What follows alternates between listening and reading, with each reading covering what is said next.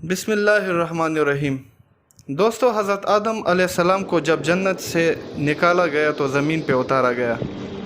تو لکھا یہ ہے کہ حضرت آدم علیہ السلام جو وہاں سے چلنے لگے ہیں تو انہوں نے وہاں سے وہ حجر اسود کو اٹھا لیا۔ حجر اسود کو بطور موڑے یعنی بیٹھنے کے لیے ایک سیٹ کے بطور پہ حجر اسود کو بغل میں لے لیا اور زمین پہ اتار دیے گئے۔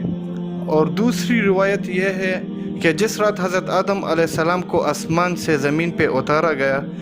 تو اس رات حضرت آدم علیہ السلام بڑے وحشت محسوس کر رہے تھے، بڑے مایوس اور پوری اس دنیا کی ہو کے عالم میں اکیلے رات کو بیٹھے تھے، اور بڑی ایک مایوس اور وحشت طاری ہے۔ اسی رات میں اللہ تبارک تعالیٰ نے جنت کے دو جواہر یعنی ایک حجر اسود اور دوسری مقام ابراہیم، یہ دو پتھر اللہ تبارک تعالیٰ نے اس رات میں حضرت آدم علیہ السلام کے ساتھ اتار دیے۔ جب صبح کی روشنی پھیلی ہے تو حضرت آدم علیہ السلام نے اپنے پاس یہ دونوں پتھر پڑے دیکھے، پہچان گئے یہ تو جنت کے میرے ساتھی ہے کہ جنت کے جواہرات میں سے آپ نے دونوں کو لے کے سینے سے لگا کے ان کو بغل گیر ہو گئے۔ اس سے تسکین حاصل کرنے لگے کہ وہ جنت کا ایک سامان میرے ساتھ آ گیا ہے۔ اس طریقے سے اللہ نے ان دونوں پتھروں کو زمین پر اتارا، اور عجیب بات ہے، ایک حدیث میں آتا ہے کہ حضرت آدم علیہ السلام کو جو حجر اسود لے کر آئے تھے، اصل میں حجر اسود ایک فرشتہ تھا۔ جب آدم علیہ السلام کو جنت میں اللہ تبارک تعالیٰ نے آباد کیا، ایک فرشتے کی نگرانی لگا دی تھی کہ آدم علیہ السلام کی نگرانی کرے، اور وہ ان تمام کی تمام جنتی ان کے لیے مباح ہے۔ لیکن یہ جو ایک درخت ہے، اس درخت کے کھانے سے ان کو منع کیا گیا ہے، تو تم اس کی نگرانی کرتے رہو، کہیں آدم علیہ السلام اس درخت کا پھل نہ کھائے۔ چنانچہ یہ فرشتہ جو ہے وہ حضرت آدم علیہ السلام کی نگرانی کرتا رہا، تو آدم علیہ السلام بھی محتاط رہے اور جنت کے اندر وقت گزرتا رہا۔ جب اللہ تبارک تعالیٰ کی تکوینی طور پر منظور تھا کہ آدم علیہ السلام پھل کھائے اور پھر آگے سارا پڑوسی جو ہوا، تو یہ تکوینی نظام ہے، یہ مقدر تھا، تو اللہ تبارک تعالیٰ نے آدم علیہ السلام سے اس فرشتے کو اوجل کر دیا، یعنی حضرت آدم علیہ السلام کو یہ فرشتہ دائیں بائیں کہیں نہیں نظر آ رہا تھا۔ تو جب یہ آدم علیہ السلام کو پھل کھانے کا موقع آیا تو انہوں نے آگے بڑھ کے اس پھل کو کھا لیا۔ جیسے ہی پھل کھایا تو اللہ تبارک و تعالیٰ کے ہاں ظاہر ہے کہ ایک خاص قسم کا غضب نازل ہوا کہ یہ تمہیں منع کیا گیا تو کیوں کھایا؟ تو اسی ہیبت اور دبدبے کے عالم میں اللہ تبارک و تعالیٰ نے اس فرشتے کی طرف دیکھا۔ جب اس ہیبت کے عالم میں اس فرشتہ کو دیکھا تو فرشتہ خوف سے پتھر بن گیا، اور وہ حجر اسود کی شکل کے اندر قائم ہو گیا، اور جس کو حضرت آدم علیہ السلام زمین پہ لائے۔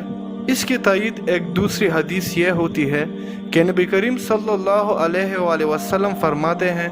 کہ کل روز قیامت میں جب حجر اسود میدان حشر میں آئے گا تو اس کے دو کان ہوں گے، اس کی دو آنکھیں ہوں گی، اس کی زبان ہوگی، باقاعدہ ہاتھ ہوں گے، گویا کہ پوری ہاتھ پیر کے ساتھ یہ میدان حشر کے اندر پہنچے گا۔ اور ساتھ ہی نبی کریم صلی اللہ علیہ وآلہ وسلم نے فرمایا کیونکہ حجر اسود اصل میں ایک فرشتہ تھا، وہاں اللہ تبارک و تعالیٰ دوبارہ اس کو انہیں اعضاء کے ساتھ ظاہر کر دیں گے، اور وہاں پہنچ کر پھر دنیا کے اندر ان کو بوسہ کرنے والے جو لوگ ہیں ان کے حق میں گواہیاں دیں گے۔ تو معلوم ہوا کہ یہ حجر اسود ایک فرشتہ ہے کہ دنیا کے اندر جو لوگ ہیں جو اس کو بوسہ دیتے ہیں، اور وہ تختی پر نوٹ ہو جاتا ہے کہ اس آدمی نے مجھے بوسہ دیا، اس کے گناہ معاف کر دیں گے۔ کل روز قیامت میں اس کی گواہی دے گا۔ اور مزے کی بات یہ ہے کہ دنیا کے اندر ایک بہت بڑے محدث گزرے ہیں، وہ یہ کہتے ہیں کہ مکہ کے اندر حرم میں حجر اسود کے قریب، کعبہ کے قریب ایک عرصہ تک رہا، تو میں نے ایک مرتبہ عجیب منظر دیکھا کہ یہ حجر اسود وہاں سے نکلا اور اس کے دونوں ہاتھ پیر تھے، اس کے کان اور پوری ایک انسانی شکل میں نکلتا ہے۔ وہ نکلا اور کافی دور تک ٹہلتا ہوا اور دوبارہ اسی جگہ قائم ہو گیا اور اس طرح پتھر کی شکل اختیار کر دی۔ اس روایت سے تائید ہو گئی ہے کہ جو اس بہت بڑے محدث نے یہ نظارہ دیکھا تو معلوم ہوا ہے، حدیث میں آتا ہے کہ جب حجر اسود کو کوئی حج یا عمرہ کرنے والا بوسہ دیتا ہے تو حقیقت میں وہ اللہ سے مصافحہ کرتا ہے، اللہ سے سلام کرتا ہے، تو سلام کرنے کے نتیجے میں اللہ تبارک و تعالیٰ اس کے سارے گناہوں کو معاف کر دیتے ہیں۔ جیسے خود ایمان والے جب آپس میں ایک دوسرے سے مصافحہ کرتے ہیں تو حدیث میں آتا ہے ان دونوں کے الگ ہونے سے پہلے ان کے مصافحے الگ ہو اللہ گناہ معاف کر دیتے ہیں۔ تو یہ حجر اسود یہ وہ فرشتہ ہے کہ جو ہر بوسہ دینے والی کی تفصیلات کو نوٹ کر لیتا ہے۔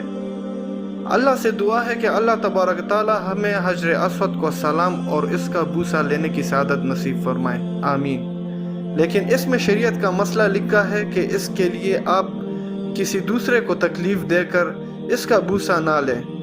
تکلیف دے کر بوسہ لیں گے تو ظاہر ہے بوسہ لینا ایک مستحب عمل ہے، لیکن تکلیف دینا حرام ہے۔ حرام کام کر کے ایک مستحب حاصل کریں گے، اللہ تبارک تعالیٰ کے آگے اس کی کوئی قیمت نہیں۔ اگر نہیں موقع تو دور سے استلام کر لیں،